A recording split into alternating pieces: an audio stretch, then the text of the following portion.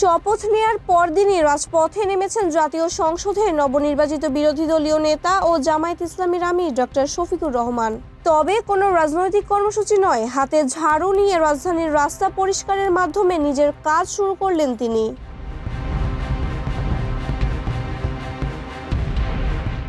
বুধবার ভোরে তিনি রাজধানীর মণিপুর এলাকায় পরিচ্ছন্নতা অভিযানে অংশ নেন।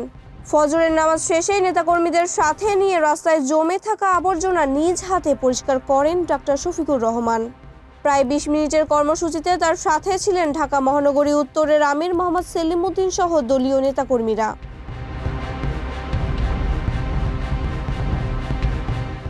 পরিচ্ছন্নতা শেষে তিনি সাংবাদিকদের বলেন, রাষ্ট্র সংস্কারের মাধ্যমে দেশের সব আবর্জনা দূর করাই তাদের লক্ষ্য।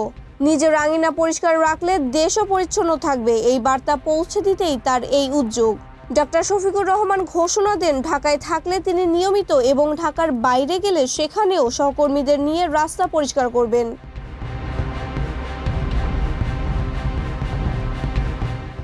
গত মঙ্গলবার শপথ গ্রহণ শেষে ৭৭ আসন পাওয়া জামায়াত ইসলামীর সংসদীয় দল ডক্টর শফিকুর রহমানকে বিরোধী দলীয় নেতা হিসেবে নির্বাচিত করে। নির্বাচনের আগে দেয়া প্রতিশ্রুতি অনুযায়ী দায়িত্ব পাওয়ার পরদিন ফজর থেকেই কর্মতৎপরতা শুরু করেন তিনি।